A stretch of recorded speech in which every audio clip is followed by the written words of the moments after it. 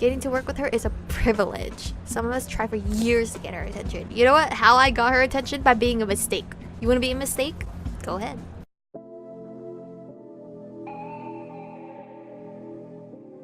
We're born in the moonlight. Ain't no fantasy. Can't breathe in the sunlight. Hello, Aromas. This is Aromie here, and welcome back to Red Embrace Hollywood. We are here, somewhere inside a garage. I don't know why. A faint drip echoed from somewhere inside the garage. It filled my ears as I walked along, my thoughts drifting absently. I was on my way back from my last mission. Charisse had sent me to blow up an old storage facility. What the fuck? Some upstart vampire and Ascari who defected to Randall's side was using the place to hide weapons. She sent me out alone, so I had dutifully blown it up, purposely sabotage my own explosives. What the fuck? Honestly, I would not pull a blow up mission, so no, I would probably sabotage my own shit. Because you know what? I'm not chancing that. I planted explosives inside, but sabotaged them carefully. That way, if Charisse sent another agent to see why the facility hadn't exploded, I could pretend someone tampered with it after I left. Now I was on my way back to the hotel, taking a shortcut through the parking garage. With any luck, I'd arrived with time to spare and had the rest of the night to myself. A few weeks had passed since that night at Saturnalia with Heath. I've been so busy traveling around LA on various assignments that I hadn't gotten much time to see him. He sneaked into my room now and then, long enough for us to hold each other. Oh, that's cute, I guess. But it always seemed like he wanted to tell me something. But he wouldn't, right? Hopefully one day soon I could figure out what was bothering him and why he was keeping it a secret. The garage was unnervingly quiet. All I could hear was the sound of my own footsteps and the droning hum of fluorescent lights overhead. I never figured out who kept these lights on, or if some electrical company had just never bothered to shut them off. Somewhere far above me, thunder rumbled outside, announcing a storm that might have already arrived. Just another calm night as a vampire in Hollywood. As I approached the staircase that would lead me outside, something made me freeze. I felt a presence nearby. It was approaching me from the staircase and from above. Can't I catch a break for one night? Find somewhere to hide? What would I choose? I'll probably hide. I started around searching for any... Well, I'm walking up a staircase, right? There's nowhere for me to hide. For any possible hiding spot, the only place I could go was behind the cars, but they wouldn't hide my scent from any vampires. A moment later, a different rumble started to echo from above.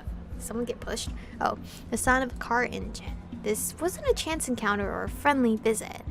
I was being ambushed. What the fuck? I was being nice and not blowing this garage up. Over there, get her. She's probably trying to run away, just like I said she would. Well, who the fuck? The stairway door flew open, letting out a group that rushed towards me. Almost simultaneously, a large black car pulled around the corner. Am I getting killed?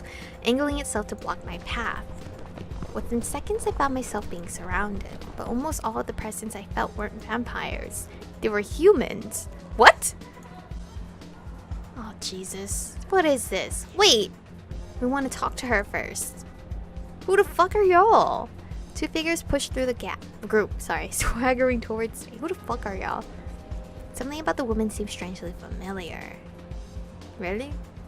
No, she was definitely familiar. Really? I'd seen her in the hotel lobby, angrily shouting at the desk clerk. She must have been an Ascari. Wait, you're an Ascari? Dude, I'm not blowing anything up. I didn't recognize the man, but he had the normal air of a Mavar. Only 10 times were bloodthirsty. Wait, are you guys alliancing between houses? Well, this is gonna be good. So are you here to kill me? I don't think so. I think they're just gonna try to threaten me. Yeah, it'll be fucking great. I can't wait to wipe that dumbass smile off her face. Who said it was smiling, sir? The Mavar snarled eagerly at me, almost salivating like a mad dog. We're not going to kill you, though. I kind of figured that. Ugh. Flashing me a delighted smirk, the Ascari motioned to the group surrounding me. These guys, they're hunters, so we made a deal with them to hand you over. Wait, that guy's a human and you are not, right? Wait, but they said he was a Mavar. Wait, I'm confused. They're really interested in all the juicy vampire secrets you know about, and they're gonna have a great time dragging them out of you. How can you just betray your own kind? Because again, I feel like even though you're in the same house, that doesn't mean you still have the same like opinions in certain things. You just have most opinions are similar, but then there's a couple feel that are not. Why are you targeting me? Too afraid to attack me alone, huh? Well, you know what? She wants to be a bitch. Let's be a bitch back. Why take any chances? Some of your shitty friends might be around. You're in a scar too, you bitch. She spat out the words friends with obvious scorn. What friends? I got none. The hell? I have acquaintances in this game. This chick and I normally hate each other's guts, but we hate your fucking guts even more, even if she doesn't hate you for the right reasons. Wait, why do you hate me? The two exchanged glances, returning their hateful stares to me at a moment later. You act like you're working with Charisse, don't you? I'm not acting, I am. Bitch. Get that right. But you can't treat your job like it's whatever. You don't appreciate it. What the fuck you mean? I could have blown this garage up. You could have been dead. Getting to work with her is a privilege. Some of us try for years to get her attention. You know what? How I got her attention? By being a mistake. You want to be a mistake? Go ahead. Go right ahead. I'm not stopping you. I'm working with what I've been given. How's that my fault? I guess you have a point. Huh, maybe she's ignoring you because you're a bitch. No, I'm working with what I've been given, bitch. Because she just gave it to you. Some regular little Ascari who doesn't deserve anything. I never asked for any of this. I'm just trying to survive. It's not about who deserves it. If you worked hard, you get my spot. Literally, I'm not working hard. I just got handed that shit because I was a mistake. Yeah, and so are we. But you don't care about anyone else, do you? Listen here, were you supposed to get bitten? If you were supposed to get bitten, then that's on you. But I wasn't supposed to get bitten. As long as we're not in your little bubble of friends, you couldn't give a shit about us. Excuse me, I'm still standing for Ascari. I don't understand. Fuck you, little bitch. Listen, who cares? She's gonna be dead by the end of the night, because karma's a bitch. Okay, I mean, you could say the same thing to you guys. As if on cue, the hunters impatiently shifted around me, muttering to themselves. I hope I have some ninja-ass skills where I can just hit the ground real hard, like, hit it real hard to just jump out. That'll be nice. For what it sounded like, they were going to force me along in the car nearby. Come on, let's get this shit over with. I want to see her squirm. Disgusting freak. Agreed. Go on, humans. Take her already. Okay, who's the human? Y'all two are like fucking vampires, right? Accept my face, shoot the scar, shoot the Mavar. I have one last question for you. I'm not gonna accept my face, and I'm not gonna kill neither of them. Because I shoot one, the other's gonna shoot me then. That's stupid. I have one last question, I guess. Oh yeah? Yeah. Who wants to die first? Well, spit it out already. How would you feel if you were in my place? Do you really think this is the right thing to do?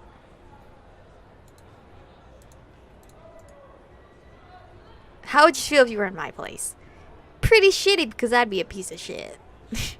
Well, he said, if I were you, I would have killed myself a long time. Really? The next moment, right as I blinked, suddenly the Mavar's head was gone. Wait, what? I thought I died. The only thing left was an empty, bleeding stump. What the fuck? A circular saw blade lay on the ground just past his body next to his severed head. The ghost shrieked, stumbling back from the Mavar's corpse. A second huge blade whizzed past, slicing one of the hunter's arms in half. Where? Where is it coming from? Bitch, I don't know. Is it the human vampire guy? Human supposed to be vampire guy? I don't... Shit! No, please! Nope. Y'all started it. Why did y'all kill the Mavar? Why didn't y'all kill the Ascari? Within seconds, chaos and panic shrieks filled the garage. Everywhere I looked, blood splattered the floor, limbs and chunks of flesh falling in red pools.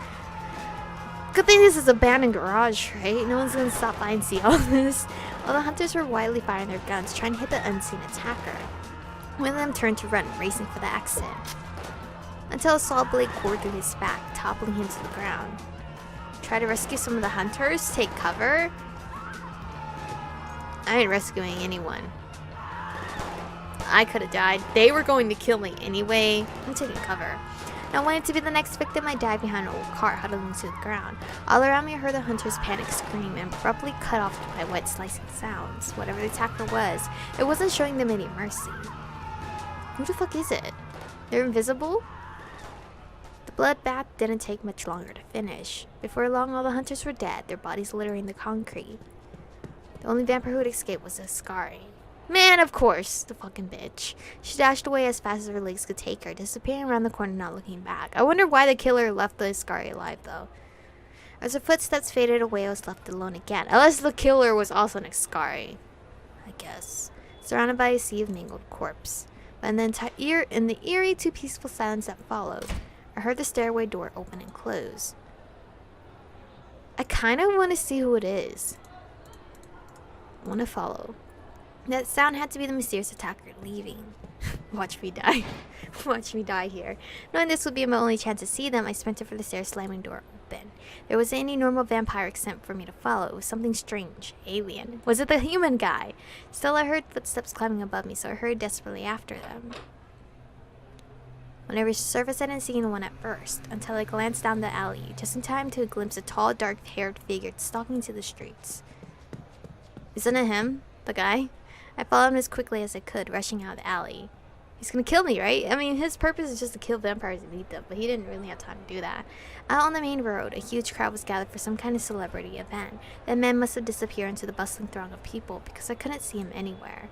In the crowd, there was no way I'd be finding him anytime soon. His presence was just so hard to pin down, like it belonged to a ghost, or something else I couldn't even comprehend. So it wasn't a vampire? Or if it was a vampire, they're hiding their scent pretty good. It's the point I ended up hailing a cab. I wouldn't say clab. Ran back to the hotel with even more questions in my mind. Alright, Charisse, I'm gonna tell you that girl what she looks like, and you gotta out her right now, because she's a bitch. Some flecks of blood, both the hunters and the vampires, from the smell of it, had landed on my face and clothes. The taxi driver gave me a funny look, but he didn't seem as freaked out as he probably should have been. Maybe it wasn't his first time seeing a passenger like me. Bro, he's seen me, like, in the sewage. Yeah, what more does he... He can't be surprised now. Okay, I got still time. By the time I reached the hotel, I felt a little more composed. It was difficult to process what happened, both for me and the hotel clerk, who stared at me open-mouthed as it arrived. Miss Locke would like to speak with you on the phone. Boy, do I have a story to tell her. Great, just what I need right now. Alright. No, I have a story to tell her. Charisse, hello. After quickly dialing up a number, the clerk handed me the receiver. On the second ring, a voice picked up. Michiko, is that you? What on earth happened? You should have been back some time ago. I was just having a nice chat with some fans. No, I was about to die. Let's not joke around. I was attacked on my way back. By whom exactly? Oh, for heavens, go on. Just tell me everything. At Charisse's frustrated command, I explained what had happened in the parking garage. She listened silently, and I could almost hear the deep crease knitting on her brow. When I finally finished, she let out a long sigh. The following clink, probably Charisse taking off her glasses. I thought she hung up on me. You seem to have this remarkable talent for attracting the worst sort of attention. What the fuck you mean? I got half of this attention because of you. If one of your attackers escaped, I have no doubt the news will spread like wildfire, so be prepared for any rumors drifting about. Can I please tell you about the fucking chick? And the individual who rescued you is nearly just as worrying. Have you any idea who it was? I'm not sure, but they seemed incredibly strong. No, but it must have been someone who knew me. I feel like they would know me, right? Why would they save just a random stranger, right? Yes, most likely, but that behavior doesn't resemble Marcus, Randall, or Heath. It must have been someone else. Yeah, whatever the guy's name is. I forgot his name. I suppose they didn't want to have their identity known. She exhaled another sigh, sounding as resigned as she did confused. But then again, it might not be him because he has a huge stinky scent, right, of the sewage? I don't know. But he's pretty strong. Well, regardless of your mystery savior, you'll have to be on high alert from now on, Michiko. I doubt most of LA's vampires feel so passionately about you, but after tonight, we can't ignore the possibility. I don't know what I did to get them so worked up. Maybe I should get a bodyguard. No, that bodyguard's gonna die. Let's face it, that's the truth. They're gonna die. I don't know what I did to them. Take my word for it, Michiko, people don't require much provocation to get worked up. Even if you accidentally shake their view of the world, they'll take it as a grave personal offense, as if you threaten their very existence. Consider curbing your behavior, assuming you don't want to deal with more attacks every night. What do you mean? I have the behavior of sometimes a smartass and then sometimes a flirtatious chick, depending on where my girl's at. After clearing her throat pointedly, Charisse paused for a moment. Can you please handle the fucking Iscari that almost had me killed? I'm out of the city right now on business, but I'll be back at the hotel tomorrow. We'll discuss things further then. Don't try and stay alive. Oh, don't, sorry. Do try, not don't. Do try and stay alive until I've returned. I don't go down that easily. No promises. I will, and you should do the same. No, let's tell her that she should do the same. She might be attacked too. Indeed, our times haven't come yet, my Chico. Sure, I almost died, but okay. With that, she abruptly hung up. I handed the phone back to the anxious-looking clerk, who offered me a temporary change of clothes. Again. Damn, how many extra change of clothes do you have back there? By the time I gotten the blood off my face and hair, there were still a few hours until sunrise. I had time to venture out into the city again if I felt brave enough.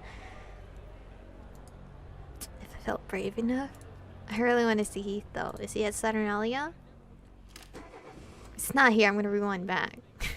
Or I could pay Marcus a visit. Deciding to pay Saturnalia a visit, I hopped in a taxi to drive downtown. Oh, there's like a faint...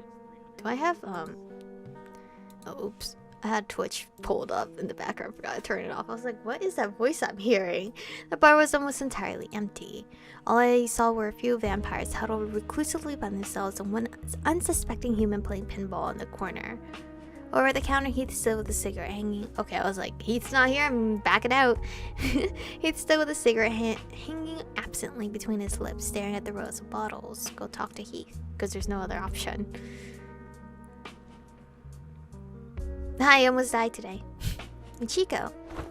Reaching over the bar, he suddenly curled his arms around my shoulders, bearing his face against my shoulder. The hug didn't last too long, but in the brief moments he held me, I could feel him trembling slightly. People were already talking about what happened, and I'm so relieved that you're alright. I'm glad too. I wasn't sure if I was going to make it out, honestly. I have a feeling it might happen again. Yeah, the only thing that hurt was my feelings. Oh, I gotta save. Anyway, this is where I'm gonna save for today. I actually don't know which choice to pick. I'm kind of torn between all of them, actually. So I'll just pick in the next episode. So thank you guys for watching. Stay beautiful, and I'll see you in the next one.